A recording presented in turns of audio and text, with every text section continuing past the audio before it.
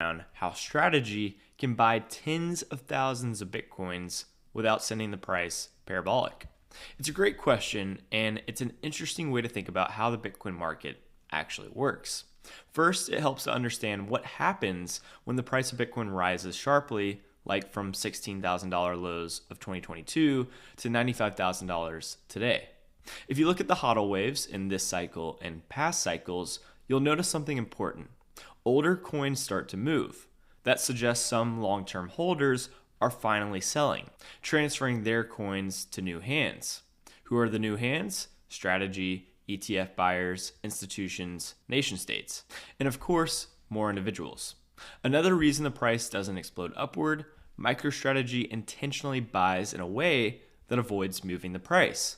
Saylor has talked about this many times. They use a disciplined, patient strategy, placing thousands or even millions of small buy orders over several days. The goal is to let sellers come to them without bidding against themselves and pushing the price higher. So that's one compelling explanation. Saylor can buy a lot of Bitcoin without moving the price much because he's buying from long-term wealthy holders and doing so in a way that minimizes short-term price impact. But I've started to develop an additional theory. MSTR's Bitcoin buys don't impact the price as much as people think. Not because they're small, they're massive, but because of how they're funded. Let's start with equity. Here's an analogy. If you sell one Bitcoin on Kraken and buy one Bitcoin on Coinbase, what happens to the price? Nothing. That's an economically neutral trade. It just shifts exposure. Same idea here. MSTR sells stock, someone buys that stock instead of buying Bitcoin, then MSTR takes that cash and buys Bitcoin.